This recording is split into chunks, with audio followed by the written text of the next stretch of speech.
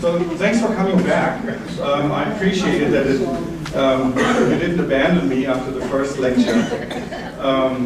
So just a reminder of what this is all about. These are three interlocking lectures that are building on one another.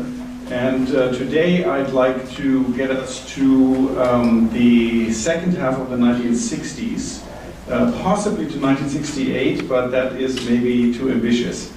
But to 1967 or so. This is a very somber subject matter. I want to have us keep that in the back of our minds, that this is of course about war, and many people will die, and die tragically and violently. But this is not really the focus of this talk, of these talks. The focus here is really on how we construct our narratives of history. And so I'm interested in giving you an idea of the various frames that the warring parties use to try to mobilize their supporters, but also to justify what they were doing.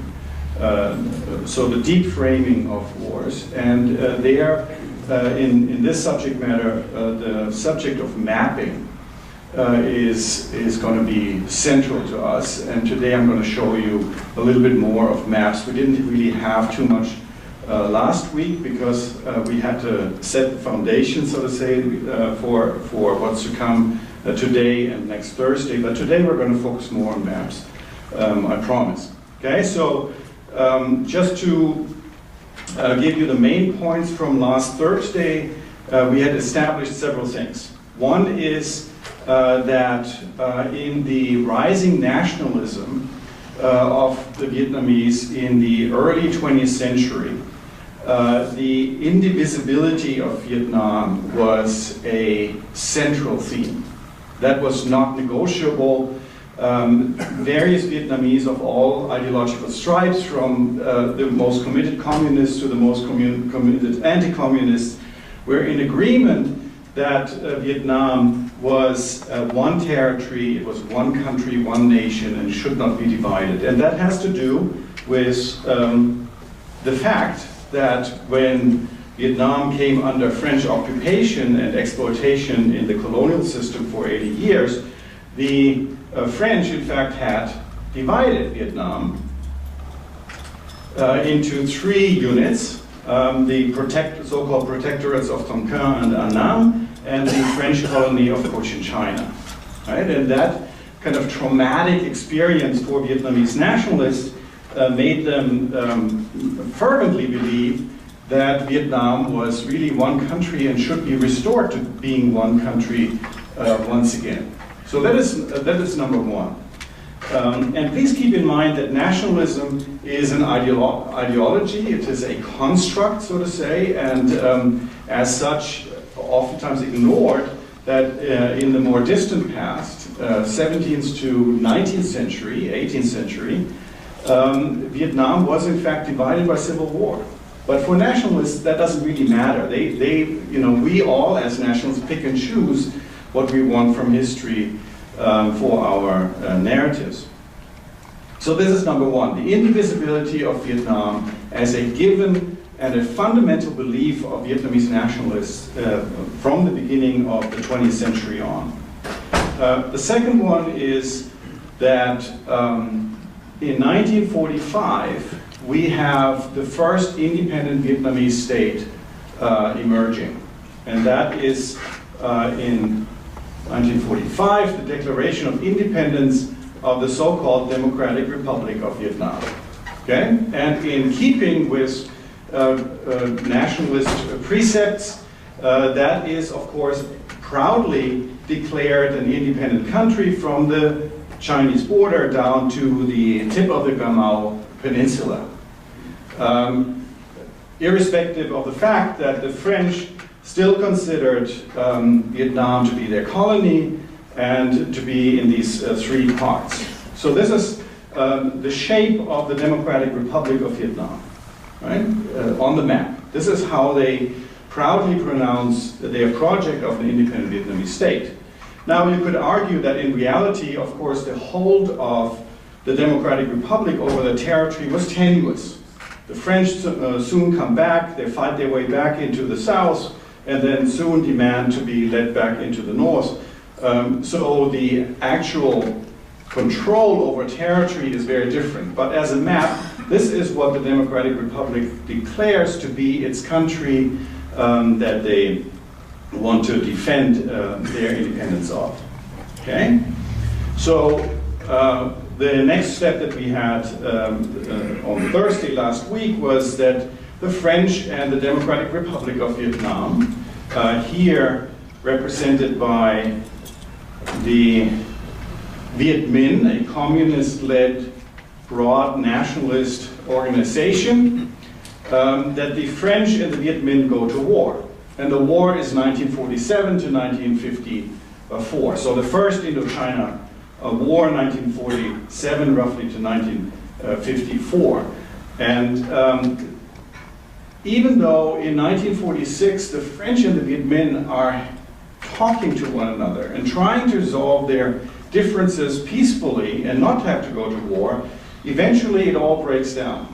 And it breaks down because of the unresolved issue of the Deep South, Cochin China, which the French had claimed was French, had been French for 80 years, and therefore was not negotiable. It should not be in any kind of Vietnam, post-colonial Vietnam. And the Viet Minh, the Democratic Republic, of course, says that is absolutely impossible.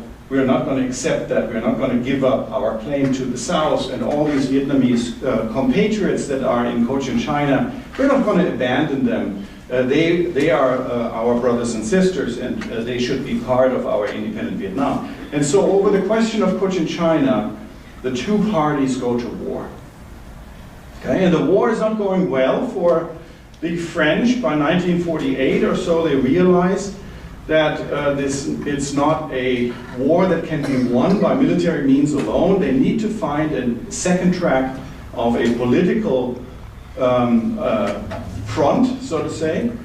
And therefore, they're trying to reach out to Vietnamese opponents of the Viet Minh to try to set up a counter-government to them. Because the Viet Minh, in these early stages of the war, have very, very strong popular support.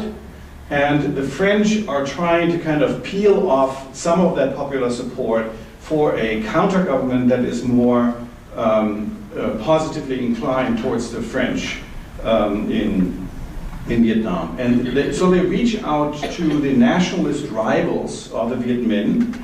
The Viet Minh are communist-led, as I said, so they are more revolutionary nationalists. They have a lot of peasant support because they promised the peasants land reform and social justice in the countryside.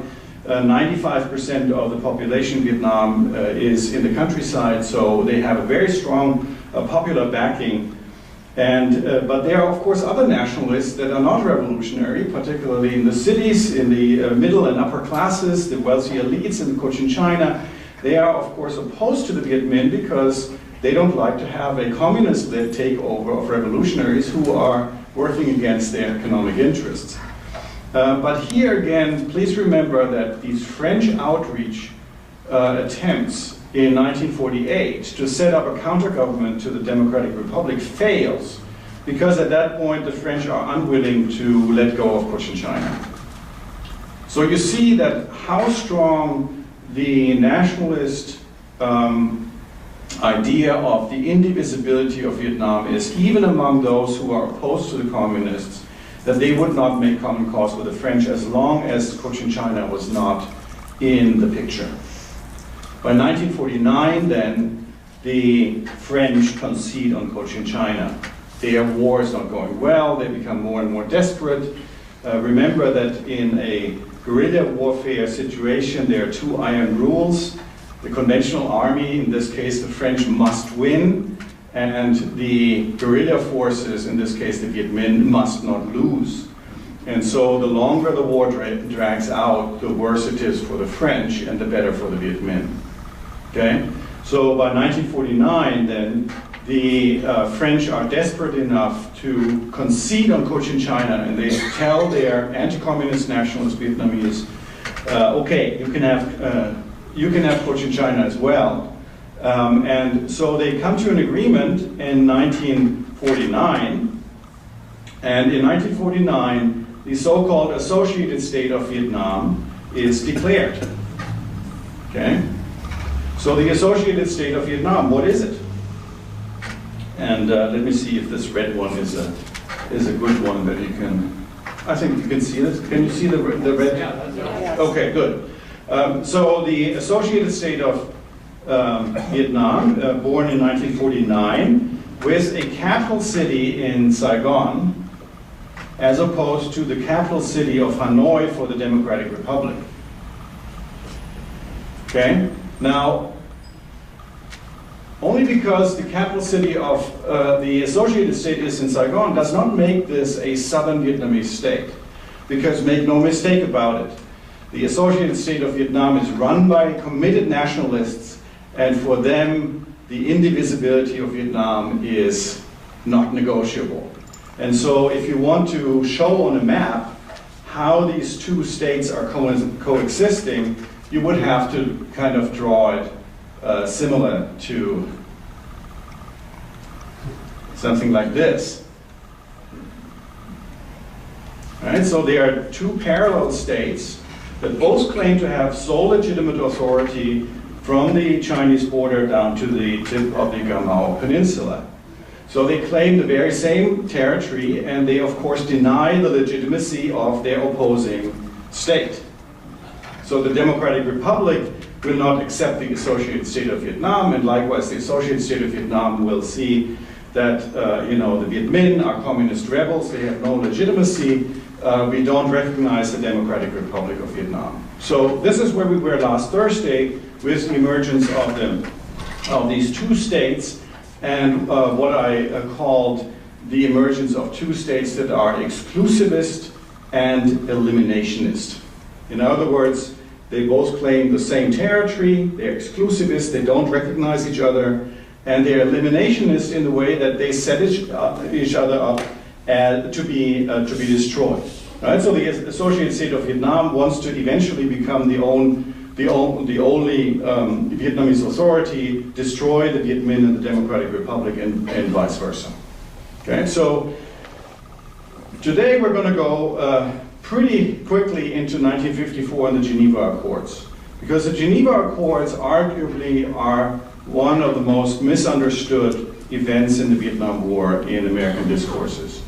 There, some of the fundamental mythologies about Vietnam have been created and go back to Geneva, and this very deep-seated mythology about the war in Vietnam, in American discourse, is about the creation of quote-unquote South Vietnam and the creation of quote-unquote North Vietnam. In other words, the division of Vietnam that supposedly happened at Geneva. Well, today you will learn that this did not happen at Geneva, quite the opposite. But if you want to talk about a division of Vietnam among contending parties, we really have to go back to 1949, 5 years prior to Geneva, when you have the emergence of a rival Vietnamese state in the form of the Associated State of Vietnam. Okay? So this is where the real division of Vietnam takes place, albeit not a territorial division, because all Vietnamese agree that Vietnam should not be divided, but it is a political division, and that is exactly what the French wanted. They wanted to peel away popular support from the Viet Minh, and the Associated State is their vehicle for that. Now, granted, many Vietnamese nationalists look through this. Right? They see that the Associated State of Vietnam doesn't have full sovereignty. The French are still controlling military affairs, diplomatic affairs, financial affairs. So the big portfolios are still under French control. And it is so obviously set up by the French that for many Vietnamese nationalists, the Associated State of Vietnam doesn't really have that kind of emotional draw that the Democratic Republic had for many Vietnamese back in 1945, when independence was declared. It was a highly electrifying, emotional moment after 80 years of colonial oppression. Right? So keep that in mind. So now we're at the end of the war. And when we talk about direct territorial control, we should look in very broad terms on how this worked out through the war years, 1947 to 1954, in terms of actual territorial control. Well, in the beginning, the Viet Minh, of course, are severely outgunned by the French, who think that they can win this in a week or in a month because they are the conventional army. They're so much more powerful militarily than the ragtag Viet Minh. And so in the beginning, the Viet Minh have only those kind of guerrilla bases, particularly in the northern mountains surrounding the Red River Delta. They have traditionally also guerrilla bases in the northern central highlands on the Lao border. And then they have a few guerrilla bases, you know, in areas in this southern central areas back from anti-colonial resistance against the French from earlier on, and a few bases, but not very strong, in the deep south in Cochinchina. Okay, so we usually say that in the earlier stages of the French-Viet Minh War, the French controlled about 80% of the countryside, particularly the lowlands and the cities, so the population centers, and the Viet Minh controlled maybe 20%, particularly in the highlands, so population control was even less, but because they were seen by Vietnamese nationalists as the one resistance organization against French recolonization attempts, a lot of people from the cities in the lowlands, in fact, filtered into the highlands, into the guerrilla bases to lend their support to guerrilla warfare.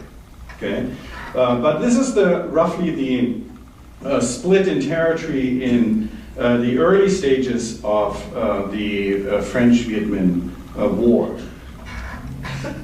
Now we come to 1950, and 1950 is a turning point in the French war. And I don't want to spend too much time because I really want us to go to Geneva, but I need to establish very briefly what is happening in 1950. 1950 is when communist Chinese forces arrive on the border. This Chinese Civil War has been decided in favor of the communists. Mao Zedong's forces by early 1950 arrive on the Vietnamese border, and they are the first ones to recognize the Democratic Republic of Vietnam as Vietnam's legitimate government. Until then, nobody in the world, not even the Soviets, had recognized the Democratic Republic, much to the chagrin of Ho Chi Minh, who was behind the Democratic Republic. But Mao Zedong recognizes them. And then many of the Soviet orbit, so the Soviet Union and the Eastern European satellite countries of the Soviet Union are also recognizing now the Democratic Republic of Vietnam. And a month later, February 1950, the United States and all its Western allies are now recognizing the Associated State of Vietnam as Vietnam's sole legitimate government. All right? So in other words, in early 1950, what is until then a national liberation / recolonization war is being dragged into the Cold War. The big power players in the Cold War are now getting involved in Vietnam, and that fundamentally changes the nature of that war. And in particular here, the United States engagement in that war. Until about 1949, they had kind of seen France doing an okay job. It was holding the line in the Cold War against further communist expansion.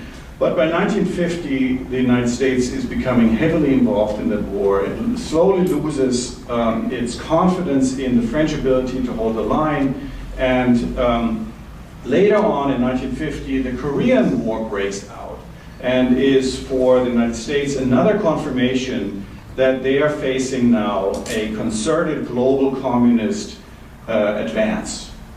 Right? We know now, of course, that this is way too exaggerated a sense of global issues. In fact, we know from communist sources that the communist bloc in the Cold War was very much afraid as well of the other side, and they felt that they were under attack.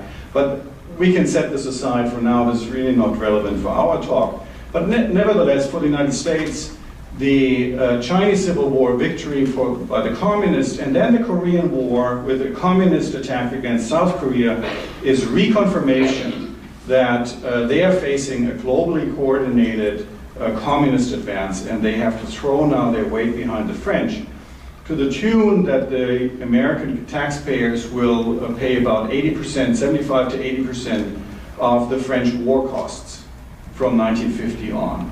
Okay, so the United States is heavily invested in the second half of the French-Viet Minh War, particularly when it is drawn into the Cold War theater.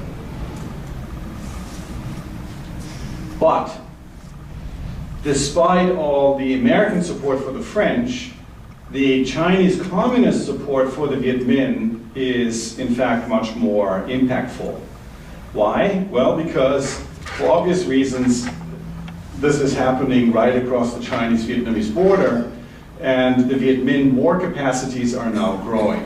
They get modern Chinese weapons, they have Maoist advisors. That's kind of a mixed bag, but we'll not get into that right now. But war capacities for the Viet Minh are growing with Chinese communist support.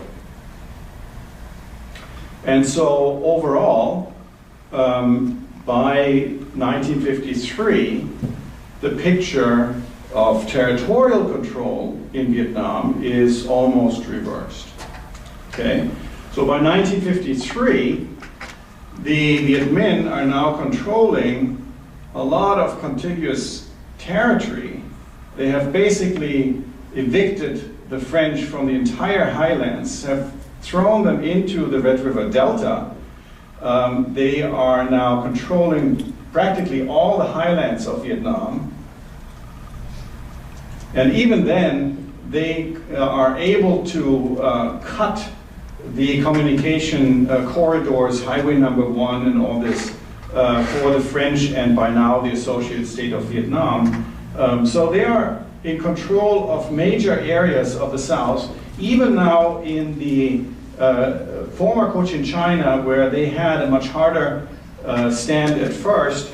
But here in the U Minh Forest, for example, in the deep Mekong Delta, the Viet Minh are now in such control that they even start some limited land reform in the Deep South. Land reform starts even before the end of the war in some of these, what the Viet Minh would call liberated areas of Vietnam. So you see that the territorial control has drastically changed by 1953. We think about, 75% of the countryside of Vietnam is now controlled by the Democratic Republic or the Viet Minh, and now only maybe up to 25% by the French and their allied state, the Associated State of Vietnam. Okay, so they are holding on to islands of territory, usually around the bigger cities and towns, but their projection of military power into the countryside is severely curtailed by the end of the war. Okay? So this is kind of what happens during the end stages of the war, and so the French are becoming more and more desperate, and they're trying a new tactic that they call search and destroy. And of course, search and destroy very much from the American phase of the war later on. That was in the American vocabulary in the 1960s as well, but it goes back actually to the French War. And search and destroy meant that French forces would be inserted deep into enemy territory, Viet Minh held territory, usually in areas that could be well defended. And these French heavily defended outposts would then draw Viet Minh forces to attack them. And this would be, of course, a battle that could be easily won by conventional forces, and you would destroy so many Viet Minh forces that eventually the tide of war might turn again. Well, we all know that, of course, it doesn't work out, because the war ends in 1954, so very soon after with, for all intents and purposes, a French defeat. And the French defeat takes place in a very remote outpost here on the Lao border. And I'm sure you've all heard of it, Dien Bien Phu. Right? So there's a B. Dien Bien Phu. So an outpost up here on the Lao border that was supposed to be the kind of coup de grace for the French. They thought this was a valley that was that could be very easily defended. The French put a lot of forces and artillery and armor into the valley, and they are dead sure that the Viet Minh will not have the capacity to put guns into the jungle-covered mountains around the valley, and that is a gamble that they lose, because the Viet Minh are in fact able to do that. They mobilize 100,000 porters among their peasant supporters to drag guns that are, several tons heavy. They drag them inch by inch into these jungle-covered terrain, the high mountains surrounding the valley, and now they have the high ground. And when the Battle of Dien Bien Phu starts, the French artillery positions are destroyed in the first few days, and from there on it goes downhill. I'm not going to spend too much time on the Battle of Dien Bien Phu, but to say that once the French surrender in early May 1954, for all intents and purposes, the war is over. Right? It's not a full surrender by French forces. They're not conceding the war, so to say, but it's such a blow to French morale, and especially back home, where the majority of the French public had long soured on the war. They had turned in their majority against the war. They said, we need our money that we spent on this far-flung battlefields. We need that really to rebuild France after World War II. Why are we losing the best and brightest, so to say, out in the paddies in Vietnam? Let's bring the boys home. So the majority of the French public is already opposed to the war, and Dien Bien Phu is basically the last nail in the coffin, so to say, of French willingness to continue what is clearly a losing proposition. Their time of a larger French Asian empire is gone. Okay. So this is the situation in early 1954, and here is a moment of a great historical coincidence, and I'm hard-pressed to think of something that is as coincidental as what happens here, because in the charged-up environment of the Cold War, the great powers had agreed by 1953 or so that the various bloc confrontations around the world had become so dangerous, particularly now that both blocs were armed with nuclear weapons, that they needed to sit down and try to defuse some of the hotspots in the global Cold War. Okay? And that is particularly aided by the death of the Soviet dictator Stalin, right, who was a hardliner. He was a very orthodox dictator in the Soviet Union, and once Stalin dies, the Soviet Union is realizing that it needs to kind of clean up house at home, de-Stalinize the Soviet Union, and therefore they're not particularly interested in ratcheting up Cold War tensions with the United States any further. And so the Cold War powers agree to a series of conferences to talk about the various hotspots in the global Cold War. And they agree to meet in Geneva on the question of Vietnam on May 7, 1954. And when this meeting takes place, by coincidence, the last command bunker at Dien Bien Phu has been overrun about 6-7 hours before. Okay. So just at the moment where the French and the Americans want to discuss Vietnam with their global counterparts in the Cold War, they of course have to deal with that devastating defeat at Dien Bien Phu, mere hours before the Geneva Conference starts. Okay. All right, so now we are at one of the major events that will set the course of the what we call the Vietnam War later on. Okay, so the Geneva Conference in 1954. Okay? And at the outset, of course, the Viet Minh are flush with victory. Right? They are very confident. We sacrificed blood, sweat, and tears for 7 years, and despite us being, of course, militarily much weaker than the French, we prevailed. We had so much popular support behind us. Of course, we lost many more people than the French ever did, but we prevailed, and it was the righteous fight for national liberation, and therefore we are kind of owed, right? Geneva cannot but give us Vietnamese independence finally. The Democratic Republic should prevail in this. Well, they find out very quickly that great power politics are not particularly interested in, the particularities of local players. So Geneva becomes a much more complicated affair. Okay, so I want to give you a good sense of Geneva by going a little bit abstract and just giving you a sense of who's involved here. So Great Britain, so I call this GB, right? Great Britain and the Soviet Union. If you want, here's the Cold War divide. And Great Britain and the Soviet Union we can kind of call guarantor powers at Geneva. They're involved because they are Cold War powers, but they are not really involved deeply in the actual happenings in Vietnam.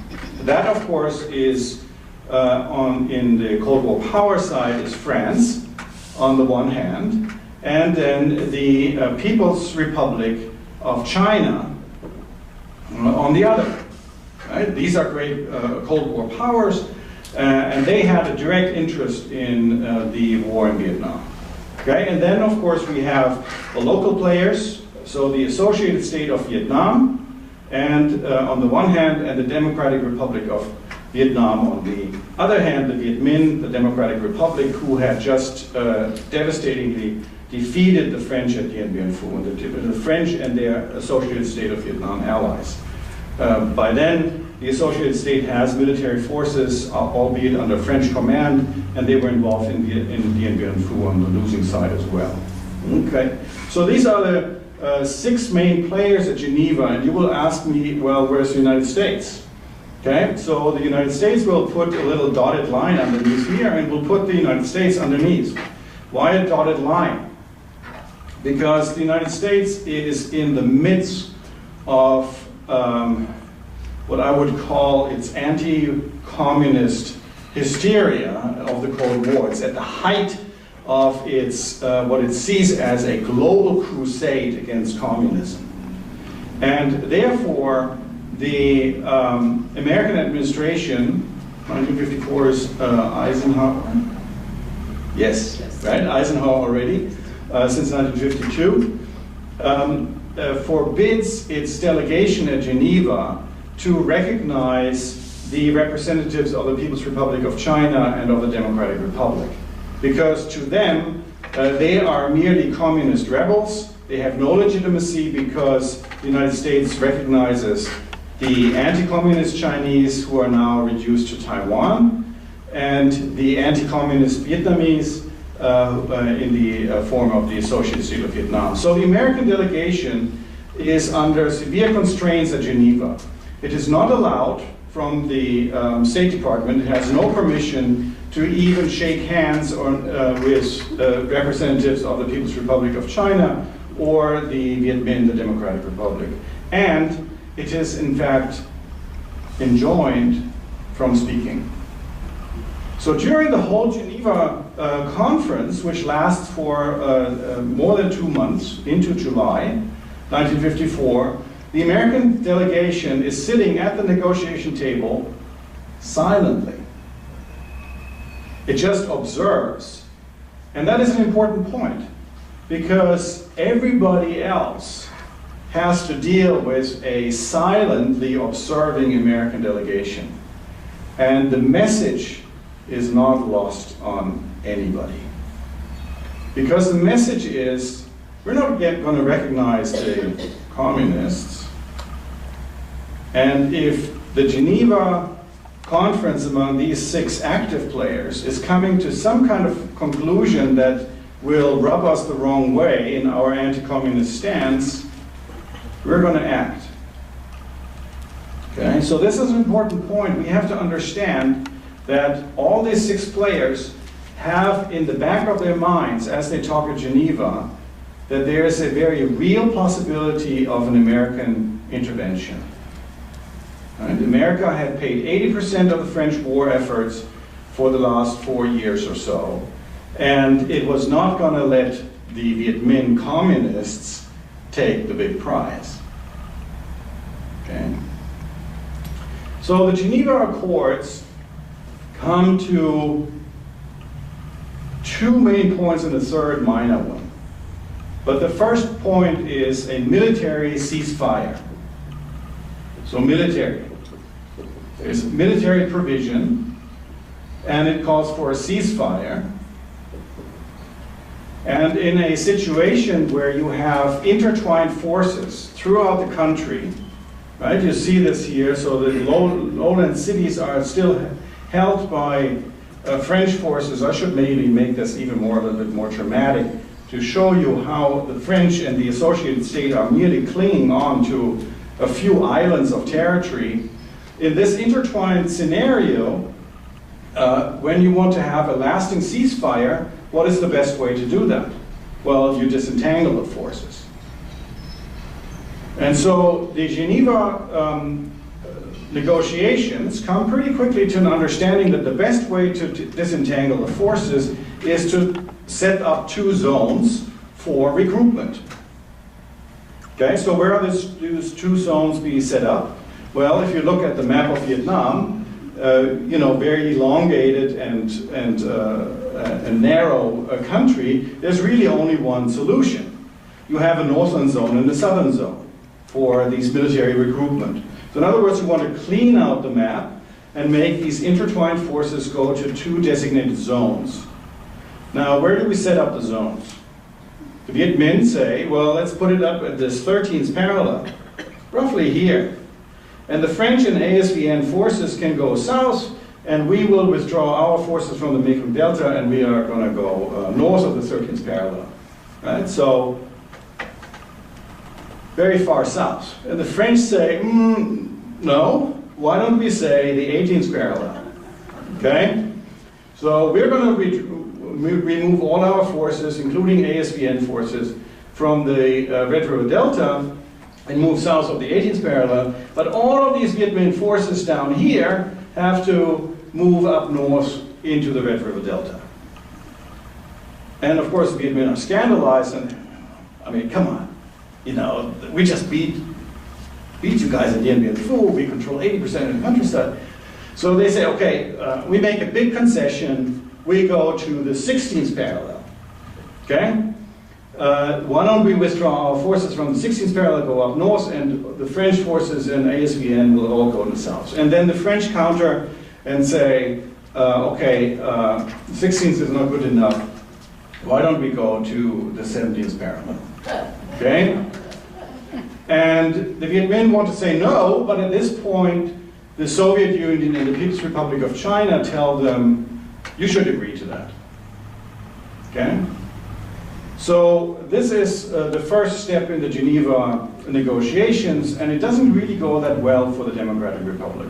Right? They have now to agree that they have to withdraw all their forces from Southern Territory south of the 17th parallel and withdraw them up north, and likewise the French forces will have to concede the entire northern zone and withdraw their forces, including the ASVN, to that southern zone.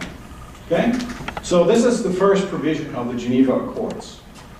But the Viet Minh, and in fact the Associated State of Vietnam, they're both nationalists, albeit ideologically committed in different ways. But as both nationalists, the ASVN and the Democratic Republic say, make no mistake about it, this is not a political setup. This is only a military setup. We only established 2 recruitment zones for the military, but politically, Vietnam is still undivided. Okay? Can you understand me? Okay, good.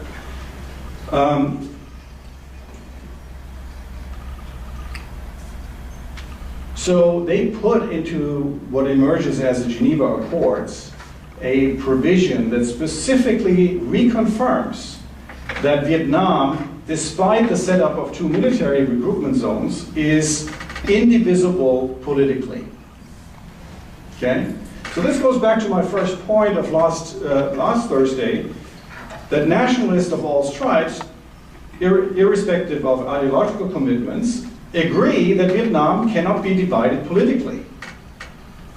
Now, what does that mean? Well, it means that the setup since 1949 of two exclusivist elimination states continues.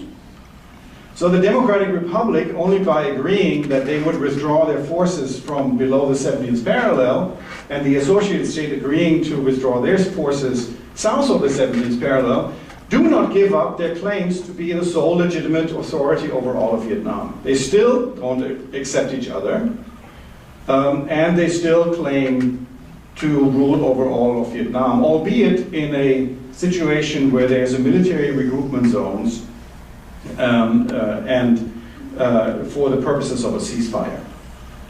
So there's a second track, of course, for Geneva, and that is a political roadmap to overcome the military regroupment zones, because that is, of course, only a temporary measure. Right? You want to have a ceasefire, stop the bullets from flying. Let's have a ceasefire, and the best way to do that is by having those two forces disentangle each other into two regroupment zones. Now, we want to have a political solution to the war, because all wars are fundamentally political in nature, of course.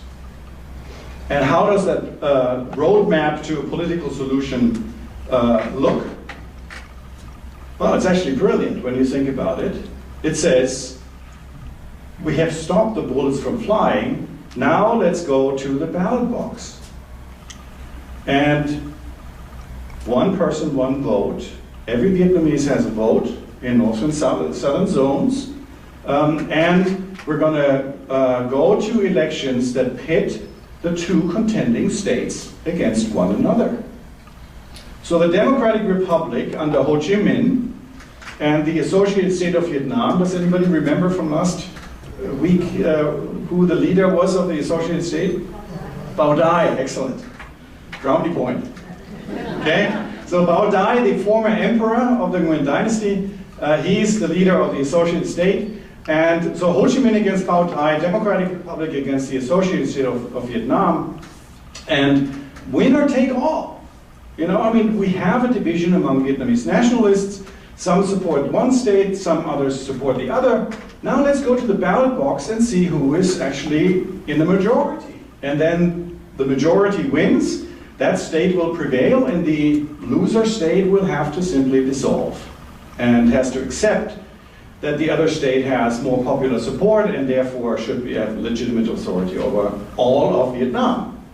Because it is an election to be set up to bring together the two military zones under one government again. Okay, so elections. Or you could say reunification elections. Okay? Question is when? The Viet Minh say, and they, of course, they're very confident. This is a peasant country, 95% work in agriculture. And since the 1930s, the Viet Minh have been extremely successful in reaching out to the peasant masses for popular support. Something that the Associated State had a very hard time because they're more like urbanites, middle and upper class people who had very limited exposure to peasant life. Okay? So the Democratic Republic is very confident. They say at Geneva, okay, we'll set up elections. How about 6 months? And the French come back and say, mais non. How about 2 years? And before the Democratic Republic, the Viet Minh, can say no, the Soviet Union and the People's Republic of China come to them and say, we want you to accept 2 years. Accept the French negotiation stance. And so the Democratic Republic has no choice but to accept that there will be reunification elections in 1956. Okay? And reunification means the reunification of the 2 military zones under one political government. So remember that the 17th parallel, what is called the demilitarized zone, DMZ, demilitarized zone, is not a political border. Neither the Democratic Republic nor the Associated State of Vietnam see this as a political border. It is simply a military dividing line for the purposes of ceasefire to be overcome by reunification elections. Okay? In both cases, the Democratic Republic, the revolutionary nationalists of Vietnam, communist-led, have to settle for something that they didn't want. Why? Because of their communist allies pressuring them to do that. And that is the point that we have to consider here. Because we now know that the outcome of Geneva that we see here in these 2 provisions, 2 main provisions, is hinging on a silent agreement across ideological lines between the French and the communist Chinese. Because during the negotiations at Geneva, they realized that they actually have common interests. And the common interest of the anti-communist French and the communist Chinese is they want stability first and foremost in that region of the world. And so the question is, what is instability? And the only answer can be that the French and the People's Republic of China realize that the factor of instability would be the United States. If you brought in the United States into this picture, the region would be back in turmoil and instability would prevail. Why? Well, again, we have to look at the various interests of the Cold War powers. Great Britain and the Soviet Union both also wanted stability. They were behind that array of Geneva conferences from 1953 on. They wanted to diffuse the hot tensions of the Cold War, and they were particularly interested in what we call in diplomatic language détente, right? The French word détente, so the detensing of cross power bloc relations. And this is particularly strong, of course, in the Soviet Union. They don't want to really be dealing with a lot of global tensions as they're cleaning up house in this de-Stalinization phase. Okay? But the British as well want détente first and foremost. And the French realize, remember the American delegation sitting silently at Geneva, the French realize that the Americans have lost faith in the French. And they are eager to replace them if the Americans see the French giving away too much at Geneva. Because the Americans are operating under the domino theory. That is, we're not giving any more square inch to the communist advance, because if we do, one domino will fall and other countries will fall like dominoes. Right? So the French realize if they cannot find a compromise at Geneva that will assure the continuation of some form of French influence in the remnants of their empire, the Americans will come in and replace them in a heartbeat. And that is exactly what the People's Republic of China realizes as well. And the People's Republic of China has made clear at Korea, in the Korean War, that they're not necessarily interested in a united Korea. They were perfectly interested in settling again at the 30th parallel, if you know your Korean War history, as long as they had a buffer state on their border, which is pro-communist, and kept American forces away from their border. So we have to spend about 2 minutes on Korea, okay? And you may know some Korean War history, right? So there's a communist in a northern state and an anti-communist southern state, and the communists attack across the 38th parallel DMZ there, and are pushed back by American forces eventually, who, against orders by the president, General MacArthur ignores Truman, and these American forces are now pushing towards the border of the very young People's Republic of China, at this point merely 8 months old.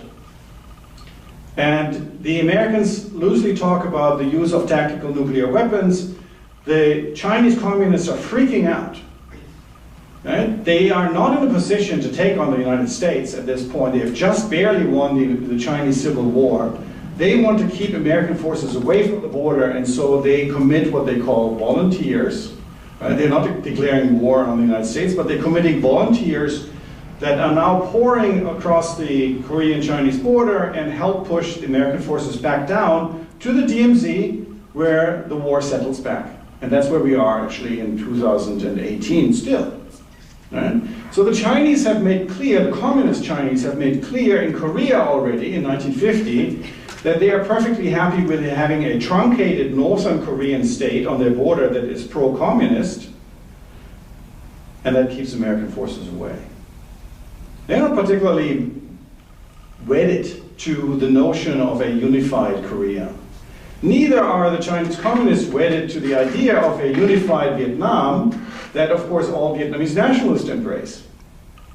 What they want is a pro-communist northern truncated state and keeping American forces away. And therefore, they have to find a compromise with the French that keeps American forces out of intervening in Vietnam. And American forces at that point, American foreign policy has shown in the mid-1950s that America is not above, of course, intervening in many other people's affairs around the world. Please remember that in 1953, the CIA is engineering the overthrow of the democratically elected Iranian government because of oil. And in 1954, around the time of Geneva, the CIA is organizing the overthrow of the democratically elected Guatemalan government. So the United States at that point has shown that it is willing to use aggressive measures to advance its interests around the world. Democratically elected governments or not, doesn't matter. Right? We're going to get our will. And this is the background to Geneva. Everybody here at this table is aware that the United States will intervene if what they think is fundamental interests of the United States is at stake. And so they come to an agreement that is very carefully calibrated to pay tribute to the actual situation on the ground, which is the Viet Minh has won this war, but also calibrated to acknowledge the very real possibility of an aggressive American intervention in Vietnam. And if America intervenes, the Chinese interests of having American forces away from the border are at stake, and the French know that they will be out of Vietnam in a heartbeat. Okay? So this is what you have to understand about Geneva. Geneva is a compromise, particularly between the French and the People's Republic of China, to prevent American intervention, which would guarantee the continuation of instability that they all want to avoid. And on that notion, Ho Chi Minh and the Viet Minh and the Democratic Republic have to face reality and have to agree to an agreement that is not particularly good for them. Okay? Because unspoken behind all this is the acknowledgement we want to keep the United States out. Okay? The second point to know about Geneva is that this is the origin of one of the greatest mythologies about the Vietnam War in American discourses. Because I'm sure you've all heard it many times. We're usually talking about Vietnam being, quote-unquote, divided into, quote-unquote, North Vietnam and, quote-unquote, South Vietnam, at the Geneva Conference. You've all heard that? Well, now you know, of course, that this is not true. In fact, Geneva was set up to acknowledge the indivisibility of Vietnam as a political unit, albeit setting up 2 military zones, temporarily for 2 years until they would be overcome by elections in all of Vietnam to have a winner-take-all situation. Now the French agreed to that because they're still hoping they can cling on to the last vestiges of their much greater empire before. And 2 years is 2 years, much can happen, and there's probably some wink, wink, nod, nod going on among the major powers. But for the Vietnamese of all stripes, the Geneva Accords were important, and they were emotionally very important because they reaffirmed the bedrock of Vietnamese nationalist thought. Vietnam was indivisible. It was not, the DMZ was not a political border, and both states could still claim to be sole legitimate authorities over all of Vietnam and hoping for the best, so to say, at the elections. Now everybody knows, of course, that with that amount of popular support, even 2 years later, most likely Ho Chi Minh and the Democratic Republic would win in a landslide. 95% of Vietnamese are peasants. They were gravitating more towards the Democratic Republic. They would win in a landslide. But for the French, they had gained now 2 years in which to see where the wind would be blowing and where to maybe find a way to hold on to what is now remaining of the empire in Asia. But the big thing to understand is that this was a carefully calibrated compromise primarily to keep the Americans out of Vietnam.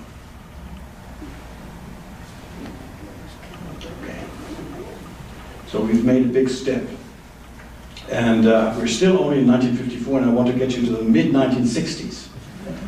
Okay, so at the end of the Geneva Accords, the United States is starting to talk to the Associated State of Vietnam behind closed doors. So the Americans are willing to accept that compromise in Geneva, but they're now starting to drive a wedge between the French and the Associated State of Vietnam. And in this case, they are able to get Bao Dai, leader of the Associated State, to install a prime minister. So Bao Dai is head of state of the Associated State, and has a prime minister, and he appoints a guy that is very well known to the United States. And this guy's name is Ngo Dinh Diem. NGO, right? Ngo Dinh Diem. Okay, he becomes prime minister, and Ngo Dinh Diem is one of those standout nationalists on the anti-communist side. So much so that in 1945, when the Democratic Republic had been declared, the communist-led independent state of Vietnam, that he is so disgusted by that, that as a true traditionalist, anti-communist, Catholic Vietnamese, he is in fact going into American exile. So he lives in the early 1950s in an American Catholic seminary in New Jersey and gets on the radar of the anti-communist Cold War establishment in Washington. They realize there is this committed anti-communist Vietnamese nationalist, Ngo Dinh Diem, and he can be our man. So Ngo Dinh Diem is installed as the prime minister of the Associated State of Vietnam at a time when they face a 2-year deadline to shore up support throughout Vietnam so that they can win the elections against all odds. And Ngo Dinh Diem gets busy. So he gets to work, and he eliminates, first of all kind of local, regional challengers to his power. Right? So for all intents and purposes, the Associated State of Vietnam has control over the southern military zone, even though they have never given up their claim to all of Vietnam, but they have de facto control over the southern military zone. And they have 2 years to shore up enough support there in hopes of winning the elections of 1956. So he gets to work and first eliminates regional rivals that had militias under their Control, so they are armed regional rivals, and Ngo Dinh Diem in fact now uses the military, which is now heavily supported by United States arms and dollars, to first get rid of his internal rivals. So he consolidates power, and when he has done that, he makes this big move in 1955. Let me turn this around just for a second, because we need to, I think I need a little bit more space. Right, so Ngo Dinh Diem.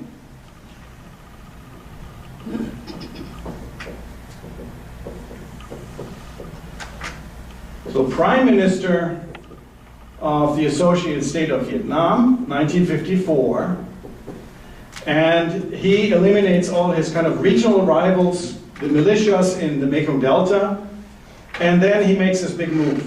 And that is in 1955, he calls snap elections for the presidency of the Associated State of Vietnam.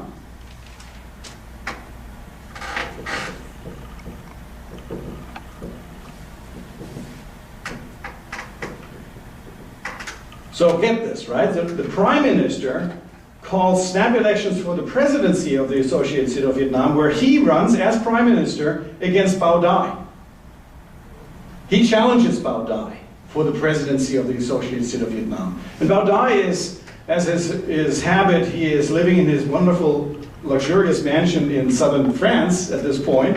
And from southern France, Bao Dai said, wait, I never agreed to elections.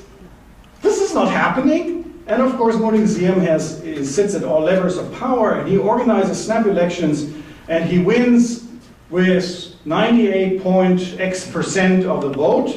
Many precincts are, have much more votes for Ngo Dinh Diem than registered voters. These are, of course, sham elections. In fact, the United States is now going back to American public and saying Ngo Dinh Diem is our man. He is democracy's best hope. In Vietnam, but these are very clearly sham elections, and he has gotten rid of Bao Dai.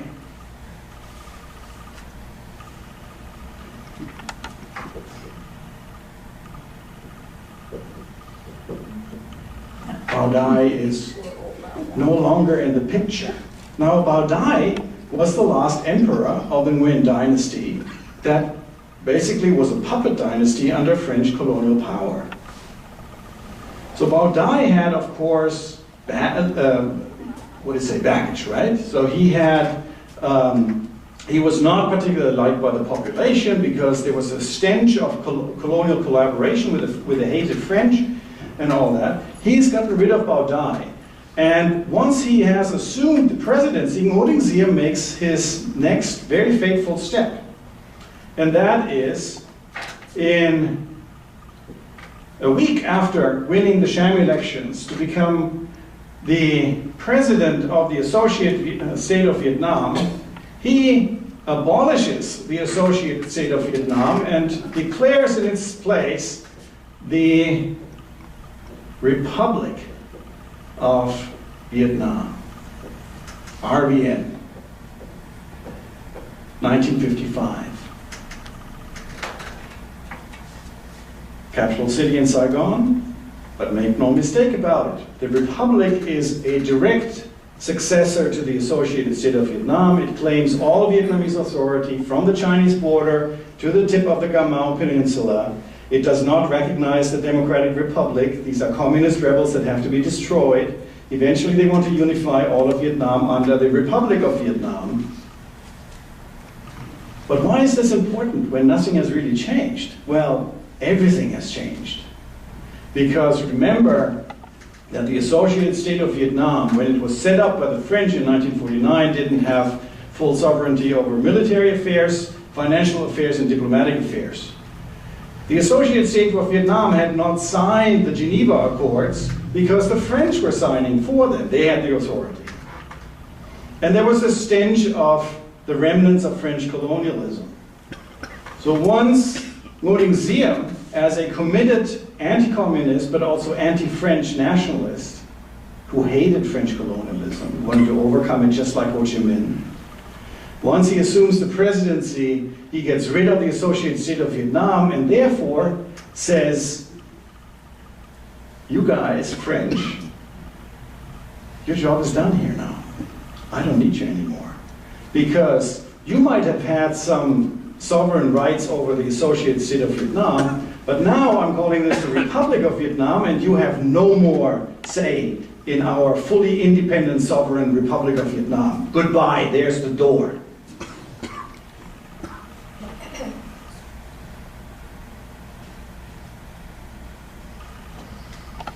And there's a second benefit. Because remember, the French had signed the Geneva Accords for the associated state of Vietnam. And Ngo Dinh Diem now can say, the Geneva Accords are all well and good, but did the Republic of Vietnam sign the Geneva Accords? I don't remember that. So in other words, because the Republic was not involved in the Geneva Accords, we don't have to recognize them, and therefore, there's not going to be any elections. Okay? So Ngo Dinh Diem, brilliant as he is, a brilliant tactician, has gotten rid of all kinds of internal hurdles. The regional rivals are gone, Bao Dai is gone, the French are out, and the Geneva Accords with their threatening elections of 1956 are no longer of his concern. And he can get away with all this because the United States is waiting in the wing. So Ngo Dinh Diem, once he has kicked the French out with this kind of sleight of hand with establishing the Republic of Vietnam, is now inviting the Americans in. And the Americans, as you know, are all too eager to do that. So in other words, what happens in the year after Geneva is the destruction of the Geneva Accords, and the French worst nightmare has come to pass. They have been elbowed out and replaced by the Americans. Okay. How are we doing time? Oh my God.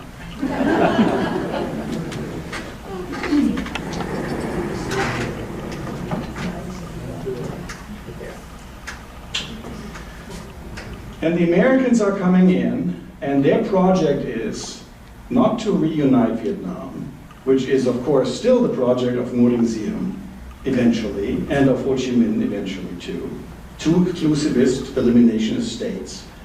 But the American project is to build a stable anti-communist bulwark state south of the DMZ. Because the Americans know that if they were trying to push for an anti-communist state to move north, the communist Chinese would intervene. That's a big no-no. Right? So there's an unspoken understanding between communist China and the United States that this territory is no longer of concern to the United States. And so rhetorically, the United States sets itself up now to help free, quote-unquote, South Vietnam. Okay? So here we come to the origins of the American term South Vietnam as a presumably political entity south of the DMZ. You know that from a Vietnamese perspective, however, that was not the reality.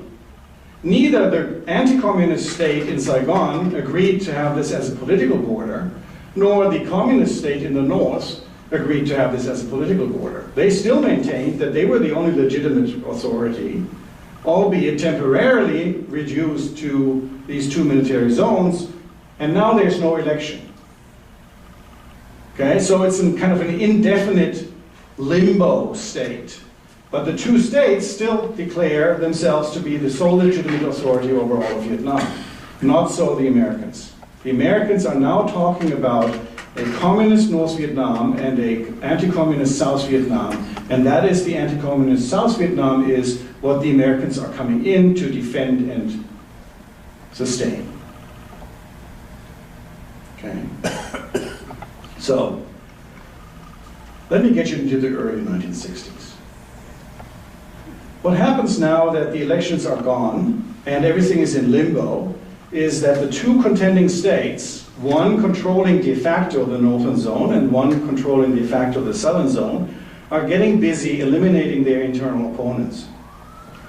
So the remaining anti-communists in the north are now suppressed by Ho Chi Minh's Democratic Republic, and Ngo Dinh Diem gets to work very violently suppressing the supporters of the Viet Minh in the anti-French war, and those loyalists in the south that still wanted to have a united Vietnam under Ho Chi Minh's Democratic Republic rule.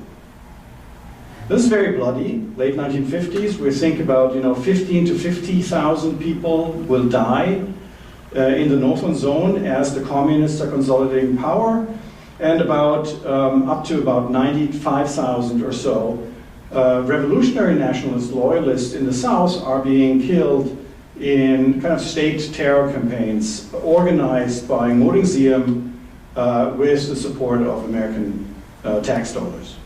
Okay, so very bloody affairs in which these two states are going after their now unprotected enemies loyalists. Okay? And remember that fulfilling the Geneva Accords, the army of the Democratic Republic, the Viet Minh army, had moved up north under the assumption that they would return, probably victoriously, after 2 years after the reunification elections. Now they realize they had been had. They had removed the protective military umbrella from their southern loyalists. They're now stuck in the north, no elections, and their southern loyalists are being killed in very high numbers by the hated southern-based counter-regime. So Southerners who are exiled in the north, who were part of the Viet Minh army, are now, of course, desperate. They're upset. Their loved ones are being killed in the south by the anti-communist Ngo Dinh Diem government, now supported by the United States. And they beg Hanoi and they beg Ho Chi Minh, let us move south again to organize armed resistance. And Hanoi, in the late 50s, says no. We are not ready to take on the United States in the south. We need to first consolidate power in the northern zone before we can actually hope of what they would call liberating the southern half of our own country. But by the late 1950s, they relent. And so southern exiles in the north are filtering back south in what is becoming the Ho Chi Minh Trail. They have to go around the DMZ, now fortified by the Americans. And they're filtering back south, and they're organizing the first southern armed resistance against the Ngo Dinh Diem government in the south. And that is the National Liberation Front, NLF, or as it is also commonly known as the Viet Cong. Okay?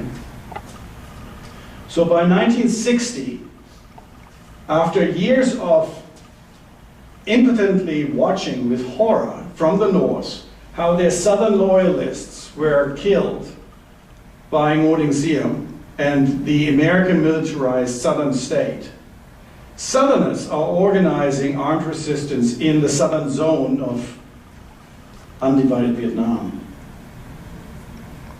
And they are spectacularly successful. And which means that despite their guerrilla status, despite being faced with a conventionally armed army of the Republic, given the most modern American weapons and a lot of American tax dollars, a highly militarized state, the ragtag guerrilla forces of the NLF are able to gain ground in the southern countryside, which tells you, because we've talked about this during the French War, that there's a lot of support for the guerrilla forces. Because remember, where guerrilla warfare succeeds, we can assume overwhelming popular support, because otherwise it wouldn't work. Okay? So let me show you maps. And we are now in the early 1960s and going into the mid-1960s. Right? So here you see a map of the southern military zone.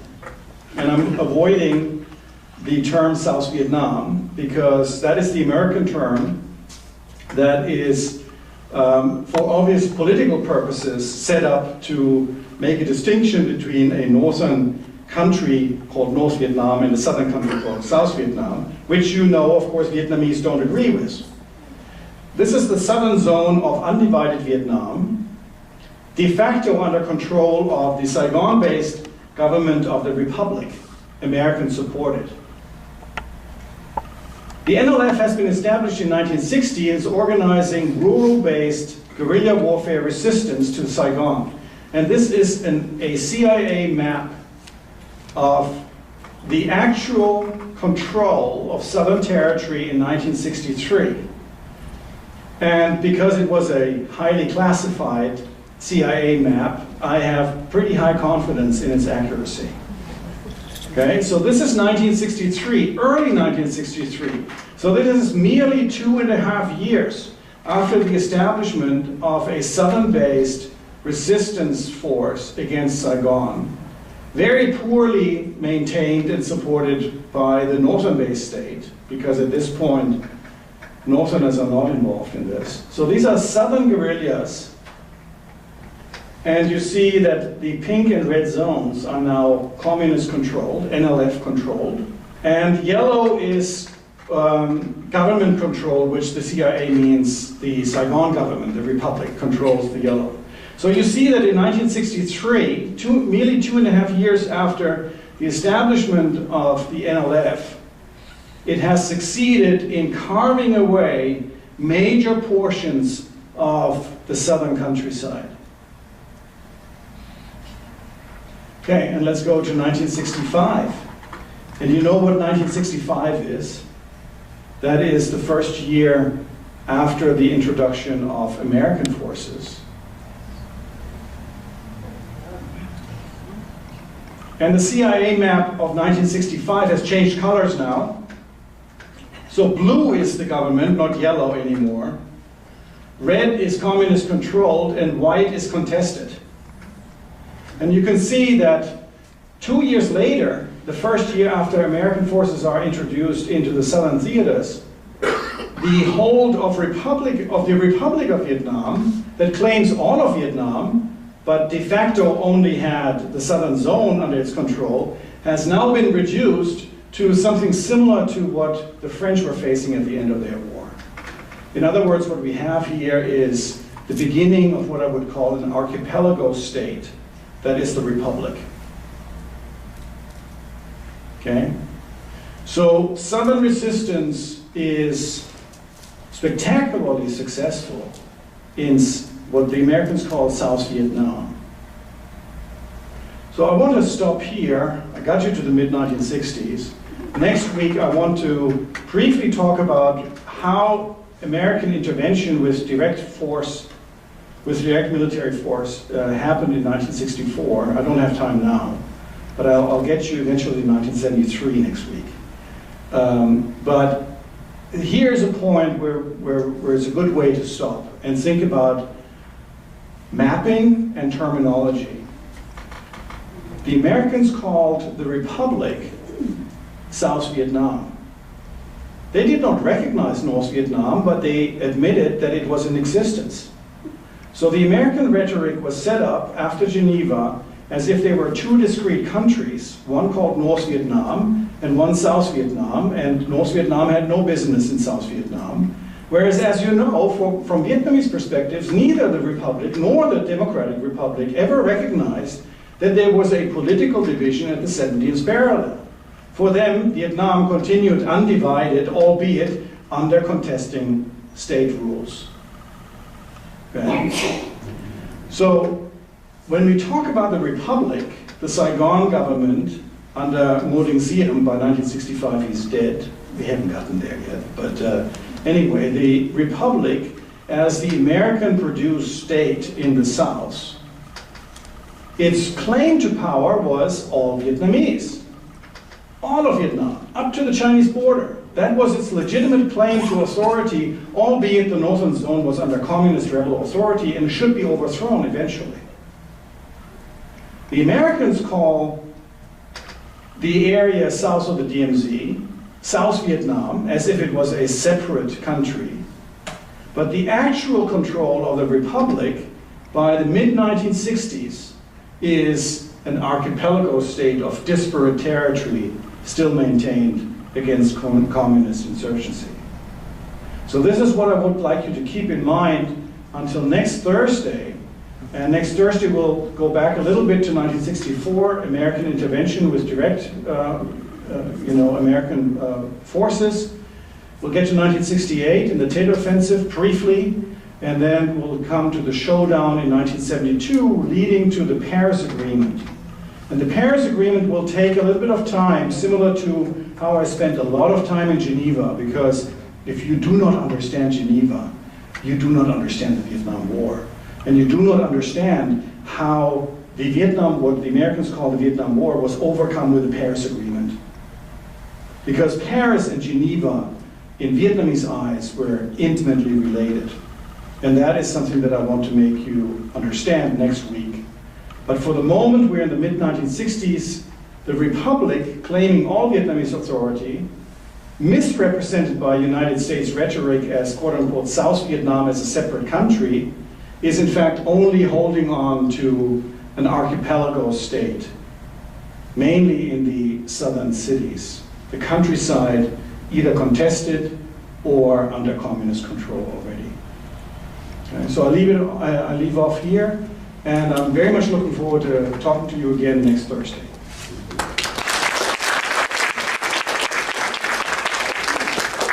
And we have time for, do we have time for questions? Yes, we do. We do. Yeah. 10 minutes. The name of the city of Saigon. Yes. That was changed when the country was taken by the North. Can you talk about the history of that name? When was the city named Saigon, and why was it changed? So Saigon becomes a town of importance only by the 1860s, really, when the French take over Cochinchina, right? Cochinchina is roughly that area here, which the French claimed as their colony. Vietnamese had no more authority there. And they built up Saigon, which was a small town at that point, as their seat of power, particularly in opposition to Hue, which was the dynastic capital. Right? So Hue dominated Vietnam into the 1860s. Saigon only rises by 1860s, but becomes the main French colonial capital and the seat of all kinds of Francophile colonial culture and all that, including new Vietnamese elites, wealthy elites that have a stake in the colonial order and are usually later on by the 40s strongly anti-communist. Right? So Saigon becomes really the main city where the anti-communist nationalists are particularly strong. Okay? Precisely because of their long history under French colonial rule. So in 1975, we'll get there on Thursday next week, the communists win, the Democratic Republic, right, that kind of revolutionary nationalist state, wins over the other one, eliminates the other one, right? They are both eliminationists. One now happens to be in a position to eliminate the other in 1975, and as a sign of kind of a symbolic way of sticking it to their defeated enemies, they are now renaming Saigon Ho Chi Minh City, right, in honor of the great revolutionary communist leader. So that is the background to that name change. And for the first decade after 1975, that had a lot of political importance. So if you said Saigon, you were immediately suspect Nowadays, everybody's very relaxed about it. You can say Saigon, you can say Ho Chi Minh City, and nobody blinks an eye. So it has lost this kind of revanchist sense of it. Other questions?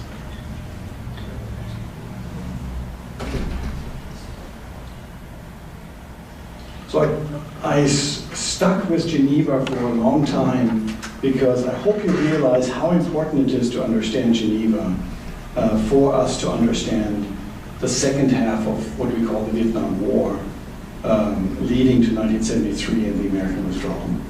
Okay?